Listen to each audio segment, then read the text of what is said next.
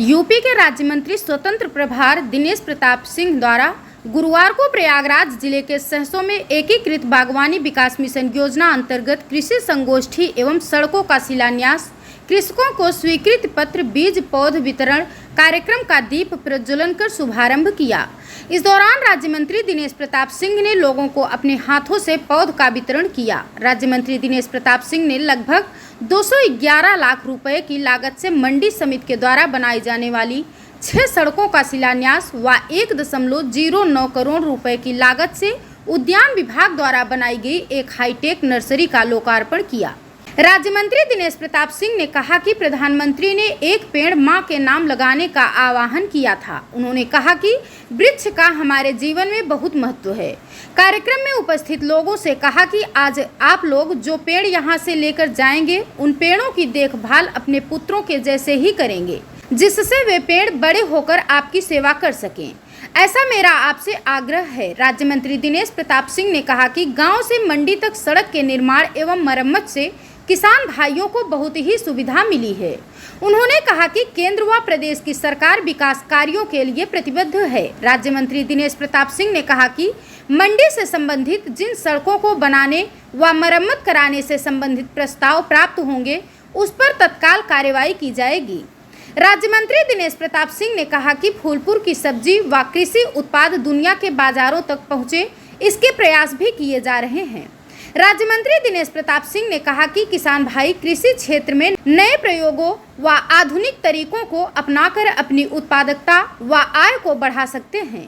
उद्यान विभाग आपको खेती की नई तकनीक बताने के साथ ही हर तरह से सहयोग प्रदान करेगा। उन्होंने कहा कि कौशाम्बी का अमरूद हो या मलिहाबाद का आम, आज इनकी मांग विदेशों तक है और प्रदेश सरकार उत्पादों के निर्यात को सरल बनाने के लिए निरंतर कार्य कर रही है। उन्होंने किसानों को व्यावसायिक खेती करने व अपने फसलों की अच्छी उपज को दुनिया के बाजारों तक पहुंचाने के लिए लगातार प्रयास करने के लिए कहा है।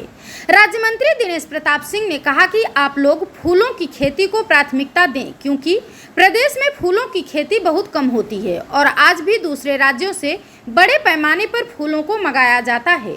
उन्होंने कहा कि कृषि प्रसंस्करण इकाइयों की स्थापना के लिए सरकार आपको सब्सिडी की भी व्यवस्था दे रही है। अतः आप लोग कृषि क्षेत्र में प्रसंस्करण इकाइयां भी लगाएं व योजना का लाभ लें।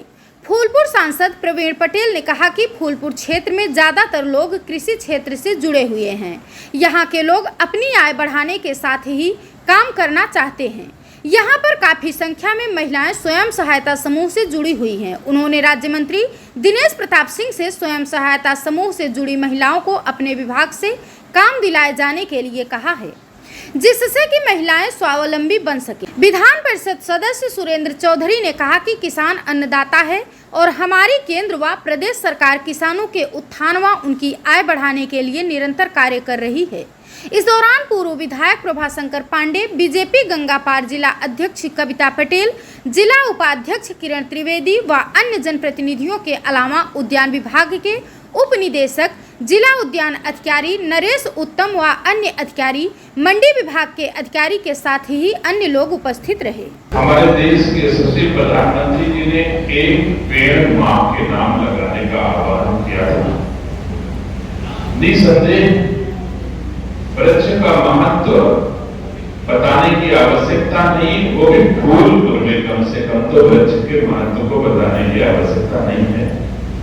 कितना महत्व वृक्ष का होता है और कितना परोपकारी आचरण वृक्ष से होता है। वृक्ष कबहू नहीं फल है, कभी अपने लिए कुछ नहीं कमाता, जो कुछ कमाता है लोगों को देने के लिए, ऐसा आचरण फल का होता है।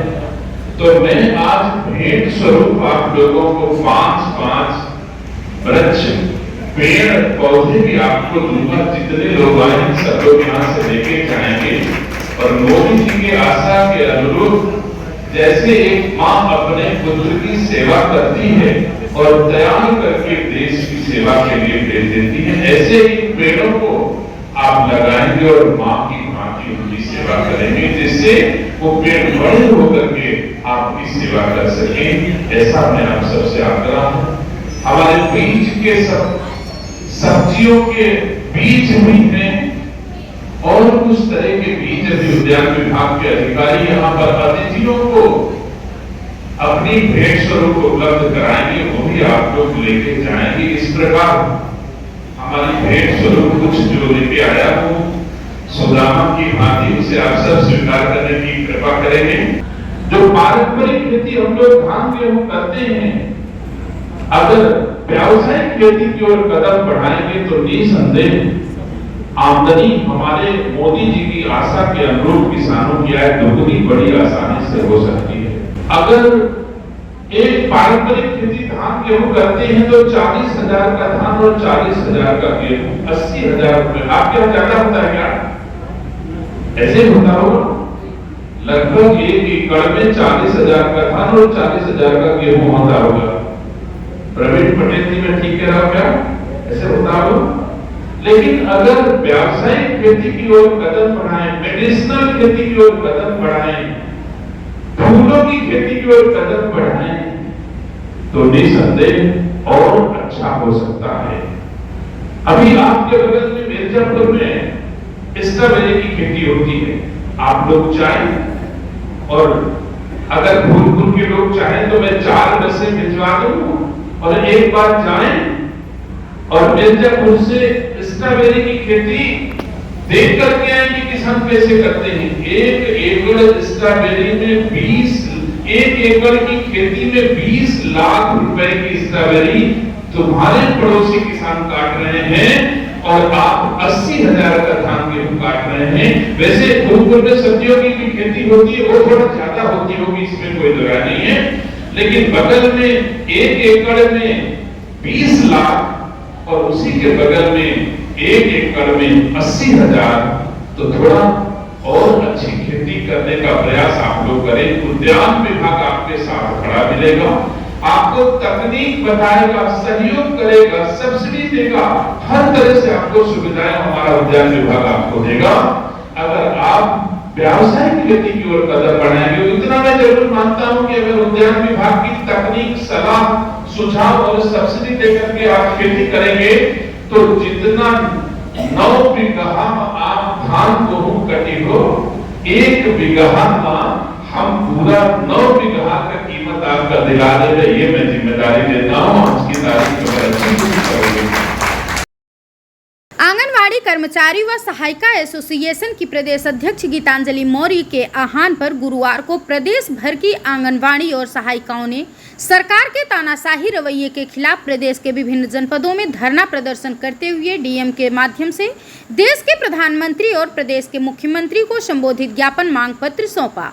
प्रयागराज के हर ब्लॉकों से हजारों की संख्या में जिला कचहरी पहुंची आंगनवाड़ी और सहायिकाओं को प्रदेश प्रभारी श्याम सूरत पांडे, मंडल संरक्षक संतोष मिश्र और जिला संरक्षक मौजीलाल रावत ने संयुक्त रूप से संबोधित करते हुए कहा कि सरकार आंगनवाड़ी और सहायिकाओं के साथ सौतेला व्यवहार कर रही है। इन्हें यूपी में अन्य राज्यों की अपेक्षा सबसे कम मानदेय दिया जा रहा है। सेवानिवृत्त होने पर पेंशन और ग्रेजुएटी का लाभ भी नहीं दिया जा रहा है।